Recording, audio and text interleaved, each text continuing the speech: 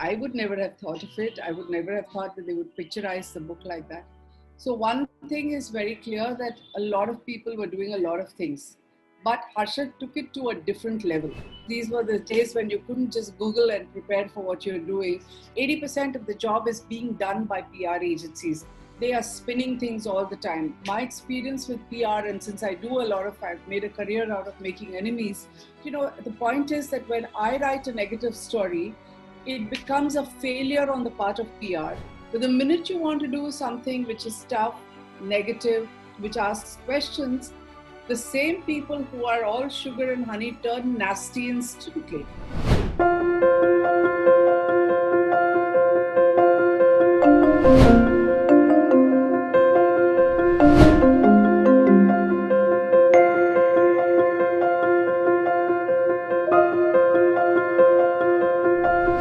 Thank you so much, ma'am, for finding time for India Podcast for listeners and viewers. And it's a privilege to have you on our show today. Thanks for having me. I would like to begin our conversation today on, we have known about you so much. You've been someone who's been known as a veteran business journalist. Can you tell us, how do you look at your journey? Do you call yourself a business journalist? Do you call yourself investigative journalist? Or we also say a scam revealer. So how do you look at yourself? Well, I started as a business journalist and I started covering the market. Getting into investigative journalism became a part of it, because I think when you, I like to tell people that whatever you do, whatever kind of journalism, there is nothing like investigative journalism being separate. Whether you can write on health, you can write on pharmaceuticals, you can write on fashion. You can do, just puff pieces and gush jobs, or you can investigate in your area. And there's a lot in India, especially, there is a lot to write in every area that you're in. So, okay, I chose to do a lot of stories of those kinds, but it's not that I was ever only an investigative journalist. None of us had the privilege to do it. You had to do a lot of routine work, which was your routine, breaking news, doing your, whatever, the hack job that we have. And you also did other stuff which you liked. Did you see a change in the entire way of coverage of business journalism? I had just got a short stint of working in Bloomberg TV India for 4-5 years. And I was just trying to grapple with this whole understanding on how you report on market. Because when it comes to television, their reportage on the share market and stock market is more about get us the stories that moves the stock. So how was your experience into bringing out stories, and what was the focus then? To be a business journalist? So we're talking about 3 decades ago, right? More than that. So I've been in journalism 35 years. So yeah, I mean, when I got into business journalism, it was conscious choice. In fact, I had a couple of options and I chose business journalism. And it wasn't fashionable at all, believe me. So when I joined Fortune India first, and then I went on to Business Standard. And when I worked with Fortune, Business Standard was the paper that we all looked up to, though it was published only in Calcutta. Even today, yes. To an extent. To an extent, yeah. To an extent. But those days were really different. All the breaking news was there. That is the paper one wanted to be in. And I got a job in Business Standard, and I was pleased as punch, okay? They used to call me a cub reporter there, because everybody was much more senior. I think the next senior most colleague was, 10 years senior to me. Oh my God. And and I remember I was traveling. I used to stay in this women's hostel, and I was traveling with a colleague, with one of the girls staying there, who was a journalist. There were lots of journalists there. And she very kindly sort of looked down at me and says, "So where are you working these days?" And when I tell her I'm in Business Standard, she sort of gives me a long guidance with all the best intentions about how maybe I should apply to Free Press Journal, because according to her, you couldn't get lower than being a business journalist. And then I had a friend in Indian Express, and I don't ever forget this, because I remember I had just gone there to meet them and go out for dinner and chat. And one of the girls tells me, the reason I narrate this is very ironical. She said, "Aren't you embarrassed being a business journalist?" Really? Actually, these words. And this girl went and later was one of the founding team of Bloomberg, if you please. Oh my God. this is how much it has changed. So somebody who sort of told me, aren't you embarrassed about being a business journalist? Was in the Indian Express and then joined Bloomberg. But since those words rang in my ears, I'm sure she doesn't even remember saying it to me. This is what business journalism was at that time. But, I think I had my best 4 years and learned a lot when I was in Business Standard. And I had no regrets because it prepared us for everything else that I did in life. So, can we say that you were someone who understood numbers very simply? Was it coming natural to you to understand the balance sheet? Because all we struggle is analyzing the data and getting out the company's truth, which is overdressed, and the window dressing happens quite easily. So, how were you prepared academically for it? No, not at all. I did my graduation with stats and maths, of course. So if you want to say comfortable with numbers to that extent, yes. But you know, I'm not a CA or an MBA, so I did law afterwards. So it's not that I did it. I learned on the job. It was a lot of hard work. I don't come from a family where anybody is in business. My parents were doctors. So it was a hard grind. It was really tough. Did you ever I feel wanted the to do it. limitation coming into your reportage? Like you felt like I won't be able to do it, or it's just Oh, that all the time. All the time. It was tough. And like I said, Business Standard was a tough place to learn because everybody else was very good at their work. They were a lot senior than me. I had a tough boss, and I'm so grateful for that. And these were the days when you couldn't just Google and prepare for what you're doing. And I remember he used to tell us, go to a press conference. I'm not interested in hearing what they have to say. I want another angle. And we took him seriously, so we worked at it. We prepared, read up things before going. So a lot of people say business journalism is great fun. You go to all your press conferences are in 5-star hotels and there's a lot of food and a lot of drink. But when you came from a place like Business Standard where the boss wanted you to get a different angle, I mean, it was tense. It was never fun because you had to come back and write a story. Ma'am, if we look at the investigative reporting now, we had a lot of cases like the Chanda Kochar ED inquiry when it comes to ICICI. You've been through with the Sun Pharma thing coming out, the whistleblowers coming up. Do you think the whole method of investigating story has just become more of a presentation and just putting out it first? And the stories are pretty much like available through your sources or the PR so called. So do you think that whole effort to bring out the depth of a story is there? I mean, one of the big changes is that you have PR agencies which are doing so much of work. I mean, I remember the early days when we covered the budget where we had to call our sources and tell them, will you please be available? Can you get a quote? Phone lines weren't, there weren't that many phones. So we had to get them to agree and get a quote and actually take it down. Today, you're flooded with quotes. You don't know what to do with them. You have to select. You've got photographs. So 80% of the job is being done by PR agencies. They are spinning things all the time. I mean, you open your mailbox and you have 10 people pitching something, pitching ideas.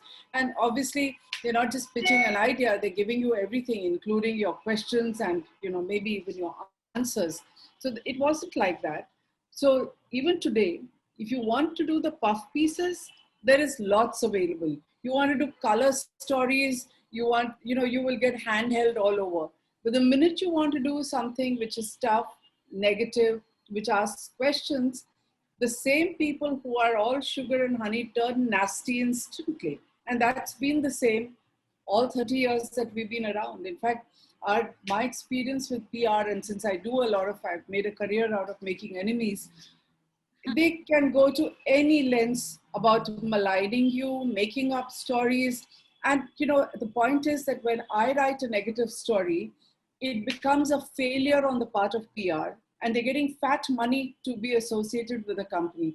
So their usual reaction is to start bad mouthing you, to make up stories. I mean, I've had the toughest time with PR agencies, but if you want to do the goody good stuff and, the spin doctoring, then they are your best friends. They're giving you a great time.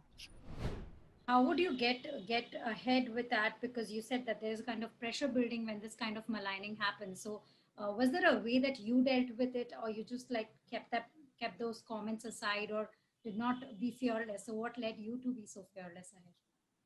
So life isn't easy. You have to deal with it. And, I used to have fights, okay? Anyone who knows me knows that. Obviously, because we're all human, you're not going to keep listening to stuff. But you also pay a price. So it's not fun and games. I mean, I was out of my job overnight in the Times of India. People talk about the serial and what happened. But it is a fact that the brokers turned nasty, went and worked on management. And when you're out of a job and you have a fat EMI to pay, and there is no job security in journalism, we're all on a contract, it is tough. I also stopped writing for Indian Express overnight because of similar pressures. And, I remember sitting down and crying because it's a lot of money gone. And, overnight, you have to wonder what's going to happen. So, you know, we have Money Life now. So today it is about us because Devashish started it and it's been around. We've survived more than 10 years. So it's not that somebody can throw you out of your job, but there are other pressures. So people sort of threaten you with defamation. People badmouth you, malign you. I mean, the first thing that a PR agency knows to do is immediately start spinning stories about, negative stories which they start putting out. And today it gets much worse because they control you. At 20 paisa a tweet, you can get anybody to say anything. We're living with it. Something called the corporate, cartelization is there. So we say that this media house is already sold out to this particular corporate house. So there's no liberty or kind of independence to be justifying the story. To an extent, you're right that it is much tougher today because, all media houses are looking at a package deal with companies. And when a company signs a package, it's ads, it's sponsorship, and everything gets vetted through the marketing, which when I started in journalism, it wasn't like that. So I 100% was luckier. And I think there's a lot of great journalism happening out of the mainstream media. So, if you ask me, I would tell a youngster, join a mainstream publication, don't get married to it. That experience is invaluable in a large house. But if you want to do real journalism, you'll probably have to move out and do it elsewhere because that's where you'll get your freedom. You have been revealing few scams and you've gotten popular with the one with the Harshad Mehta story. How are you looking at that whole journey? When you were working on that story, uh, as it said that it started with the SBI PR coming and telling you or giving you the first lead into it. Did you know that you will end up closing it with coming up to that kind of conclusion, or you would be able to come to the conclusion? How did that begin in your assignment list, to say so? So it didn't start only with somebody coming and giving a story on one particular day. Okay, I had been following a lot of things, including Harshad Mehta taking over those Mazda companies, and doing trying to do a reverse merger. So anybody who had their eyes and ears open, the question that everybody was asking then was, where's his money coming from? He had an endless stream of money. And the source that is mentioned in the book, that is someone I met in 91. And, from 91, he had been telling me about the kind of, what do you call it? Clean credit is the word they use. Clean credit without collaterals coming through public sector banks. And it was coming in the form of bonds. So that's not touched upon much in the Harshad Mehta, web series, but it's there in our book. So all public sector organizations were giving money. And so the first thing was, is it underworld money? Is it political money? That he had an endless stream of money was well known. And I think he quite liked to keep it vague because, knowing the source of the money was much worse, right? Yes. So this source of mine was very clear where the money is coming from. So we knew it is coming. In fact, in 91, I knew about the UCO Bank and the 100 crores that he got for Coal India bonds, which of course has got investigated. UCO Bank chairman then is one of the only few chairmen after 20 years of, the court trial, went to jail. So, but I didn't have proof. So when that guy came, it's not like, somebody comes with a story. If I was completely blank on that day and I wasn't looking at this already, I don't think I would have had the courage. You would have been able to, yes. Exactly, because it doesn't make sense. I mean, because I already knew that this is a possibility, and it was like, okay, now we know where it's coming from. Because Yeah, SBI was just one. I knew about UCO Bank before that, but I couldn't write it because there was no proof.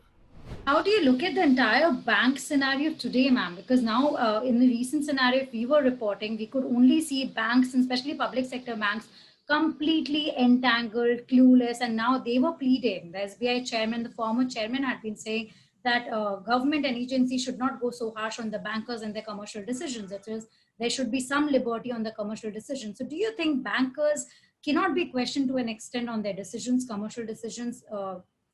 Based on the disclosures they make. So, how is your stand today after so many years? I think that's complete nonsense and poppycock. And they've been saying this for 20 years. Okay. So they make a big bogey. They even get some RBI governors to Yes. pad that line to say that don't have central vigilance and others after them. But when they're making bad decisions, they're not worried. They're not scared.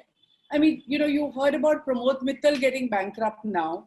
I have followed these stories from the time IDBI was still a financial institution and had been giving loans. I knew how they cozied up to bank chairman. They got them their appointments as chairman in the first place. And once they owed them their job, then the CVC doesn't scare them. Central Vigilance and CBI doesn't scare them. And in fact, it has been my grouse throughout that, for a small thing like your chairmanship, and maybe 100 crores or 500 crores that you may make as a corrupt chairman, you are giving away loans for thousands of crores. And this is public money. And you're unfazed, you're shameless. You will not look at the country or the bank, and you will do it. And how many of them? We don't have a lakh crore of bad loans without one heck of a lot of corrupt people right at the top. Do you think the legacy should be carried on with the current bankers? Because there was a pressure at a time for the corporates, for the loan book to expand. For the bankers, they have to do the business. So they need to manage their loan books and give the loan out. And they say, we trusted them. We did not know it would backfire all the time. Well, I don't believe that, okay? And I don't believe that they're making enough of an effort even to recover. So one of the stories that I'm following up even today is the Sandesras of Sterling Biotech. I mean, the kind of disclosures that I have printed, it is appalling that banks are not going after the fact that they have money, they have a profitable business in Nigeria, they have signed loan covenants that will allow them to tap money from there. They're not interested. I mean, I can give you any number of examples like this. So even today, the same thing is happening. And, they can't keep bleating about political pressure. Everybody agrees that the kind of political pressure that was there a few years ago is not there today. So today there's no excuse for not working hard enough, at least at recoveries. They're not doing it. Coming back to this Harshad Mehta scam, it's really interesting when we saw the series also. Are you happy with the way the series has been drawn from your book? How does it feel, for that matter of fact?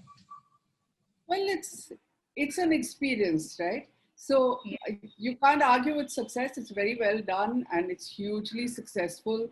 And, there are a lot of liberties here and there, but obviously they know how to film it in a manner that anybody who doesn't even understand markets or whatever is able to watch it and appreciate it. So I think hats off. It's a tremendous job. I would never have thought of it. I would never have thought that they would picturize the book like that. But it's worked. I think it's quite amazing. And both Devashish and I didn't know what to expect out of it. The book has a lot of people interested for the past 25 years. Every few years, a couple of years, we've had someone or the other coming and telling us, we want to think. So did they approach you for making the movie, or how did it work out? This whole plan of coming out with this? Yeah. Sameer Nair had seen the book, read the book, and Sameer Nair heads Applause, and he sort of tweeted to me one day and said, what, one would like to see this as a series. And honestly, I thought this is just another one of them. And it's very nice because people like the book and they think we want to make something out of it. Earlier, they used to talk about movies. He talked about a web series. So until he actually came down and said, I want to meet, and took it forward, we didn't really think it was happening because remember, it's 27 years old. Okay, so 25 years ago is when they started talking to us. It's taken about 2 years to do all this. And we were not at all involved in the filming process. So all credit for all the wonderful work, the music, the acting, the cast, everything is Sameer Hansal. they've done a brilliant job. The writers have done a great job. All the dialogues are turning into memes, but nothing to do with us. We had the core basic story, okay? And they're the ones who converted it into something that people are enjoying. I have a question from the caller who had sent it to me when I told them and reached out if you have something to ask to Sucheta Dalal. So I've got one tough question, though they put it like that, is according to you, did Harshad Mehta invent or develop the immoral strategies, or did he just scale up the level of strategies that was already deployed by the big market players or leaders of that time? So if you look at the book and what we have written, so one thing is very clear, that a lot of people were doing a lot of things, but Harshad took it to a different level. So all this stuff about bankerage and things that we're talking about, he was virtually running bank treasuries. Okay, he was calling the shots. He was behaving like the chairman. So when he went and met banks, it is he who, there are some things which are not even part of the series. Like when the first disinvestment was done, and the government came up with this crazy idea of bundles of shares, and there would be 7 or 8 packets and people had to bid. He had banks bidding for those bundles on his behalf. So it would be like, say, a corporation bank bid or a UCO bank bid, and everybody in the market knew that actually this is Harshad Mehta, he's going to get those shares back to back. So I mean, yes, he's been treated in a very sympathetic manner.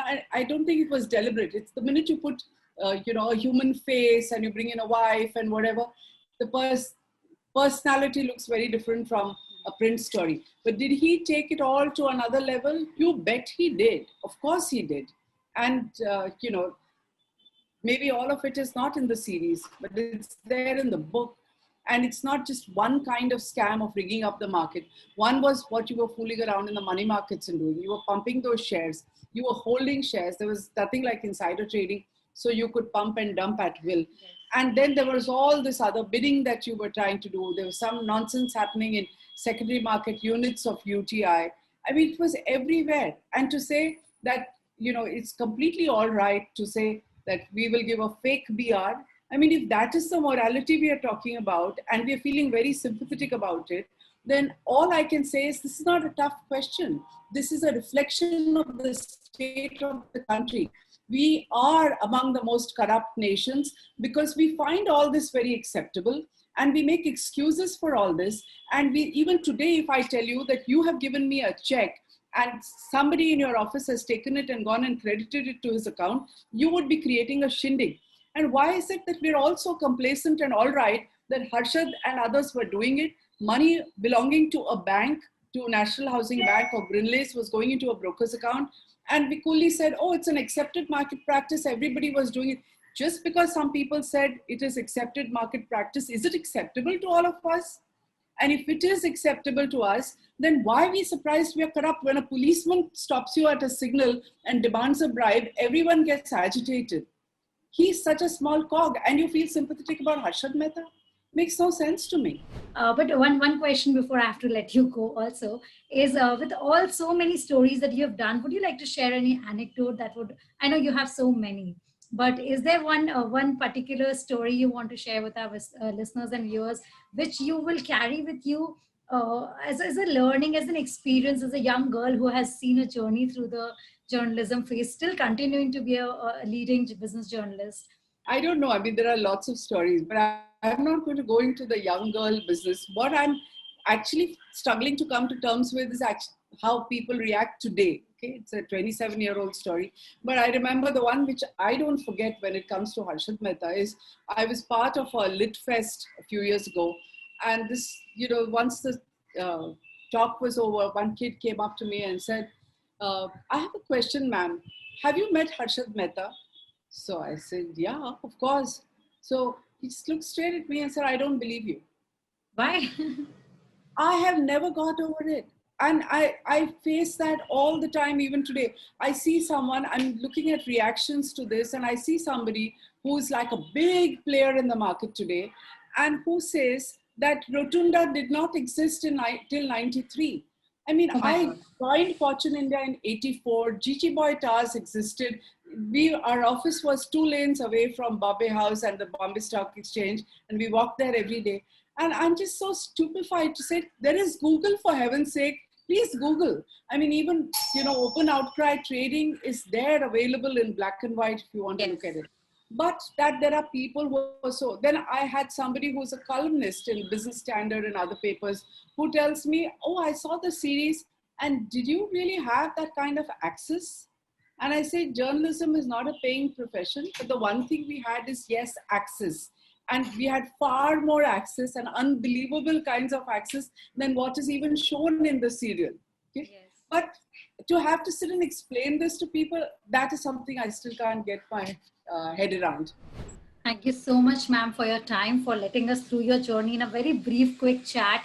We have missed a lot of points because I want to meet you in person someday and talk elaborately when I can pick one or two issues and discuss at length. But thank you for a beautiful book. Thank you for a good journey that we still experience, and as journalists, we really enjoy it. Thank you so much for having me.